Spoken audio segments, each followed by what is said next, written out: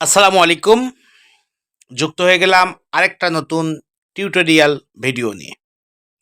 যারা ইউটিউবিং করতে চাচ্ছেন বা ইউটিউবার হতে চাচ্ছেন, কিন্তু ইউটিউব ভিডিও বা শর্ট ভিডিও ছাড়ার বা আকর্ষণ করার মূল মন্ত্র হলো থাম্বনেইল। আপনার কাছে কম্পিউটার নাই, আপনি থাম্বনেইল বানাতে চাচ্ছেন। মোবাইল দিয়ে, স্মার্টফোন দিয়ে আপনি কিভাবে থাম্বনেইল বানাবেন, এর পুরো প্রসেসটা আজকে আপনাদেরকে দেখাবো।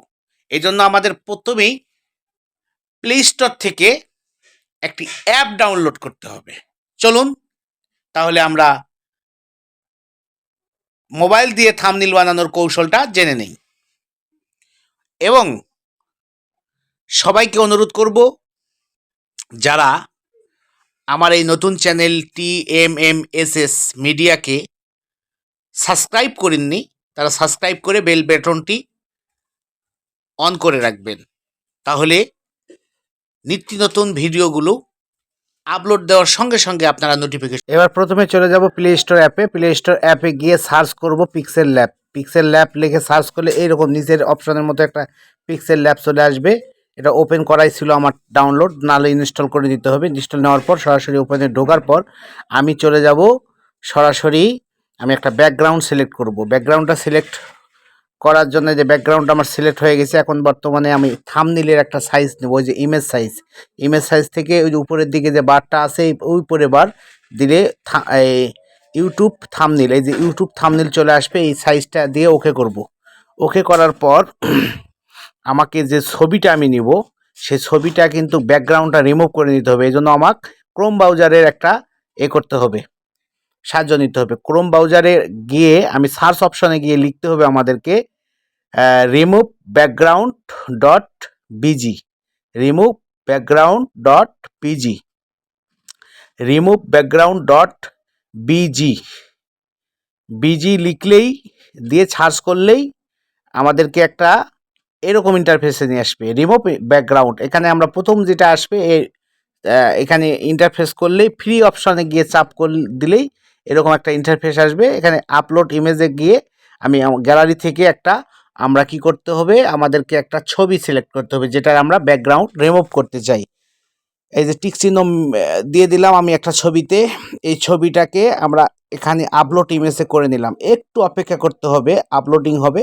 আপলোডিং হওয়ার পরই ব্যাকগ্রাউন্ডটা চেঞ্জ হয়ে যাবে। ব্যাকগ্রাউন্ডটা চেঞ্জ হয়ে যাওয়ার সঙ্গে সঙ্গে আমাদেরকে নিচের অপশনের গিয়ে একটা ডাউনলোড অপশন আছে।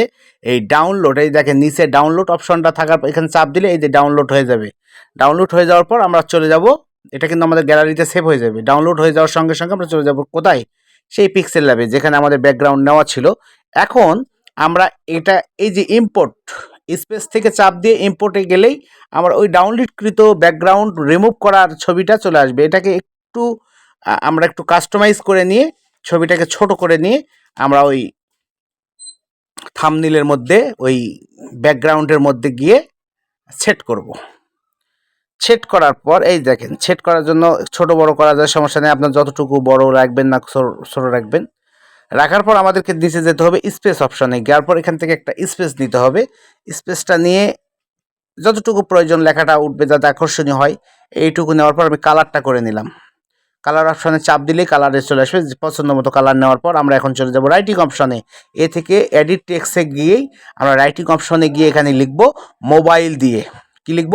মোবাইল দিয়ে। আপনি যে ক্যাটাগরির লিখতে চাইবেন সেটা থাম্বনেইল সেই ক্যাটাগরি লিখবেন। আমি মোবাইল দিয়ে, মোবাইল দিয়ে লেখার পর বামের দিকে যে গোল চিহ্নটা আছে একটু চাপ দিলে এটা কিন্তু বড় হয়ে যাবে। আর এই বড় হয়ে যাবে, এটাকে কিন্তু এখনও কমার্শিয়াল আইটেম হচ্ছে না। এই জন্য আমরা আরেকটা পিক্সেল ল্যাবের করব, আইকনিক বারের সাহায্য নিব। সেটা হলো স্টক আইকনিক বার। নিচের দিকে আমরা একটু ইন্টারফেস, সবগুলো তো দেখানো যাচ্ছে না, দেখেন নিচের দিকে স্ক্রল করে স্টক আইকনিক বারের উপর চাপ পড়ে গেছে। পরবর্তীতে আমি আবার দেখাচ্ছি। এটা কিন্তু ছোট বড় কালার, যে কোনো কালার আপনি করতে পারবেন। এরকম স্টক আইকনিক বারের পাশাপাশি অনেকগুলো বার আছে, যে বারগুলো আপনি কাজ করতে পারবেন। এই যে স্টনিক আইকন বার, এটাকে অন করে টিকচিহ্ন মেরে দিতে হবে, কিন্তু টিকচিহ্ন না মেরে দিলে আপনার এটা হবে না।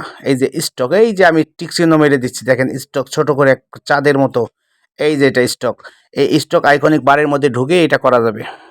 তারপর আমি কী করব, আরেকটা স্পেস নিয়ে নেব। আরেকটা স্পেস নেওয়ার পর স্পেসটা কালারও করে নিতে হবে, বা আপনি কালার না করলেও পারেন। তবে আমি এখানে কি করব, এটাকে জায়গা মতো সেট করার পরই আমি এটাকে রেড কালার নিতে চাচ্ছি। রেড কালার নিয়ে সাদা দিয়ে লিখব। এখন চলে যাব কোথায়, আবার রাইটিং অপশনে। রাইটিং অপশনে গিয়ে আমি লিখব থাম্বনেল।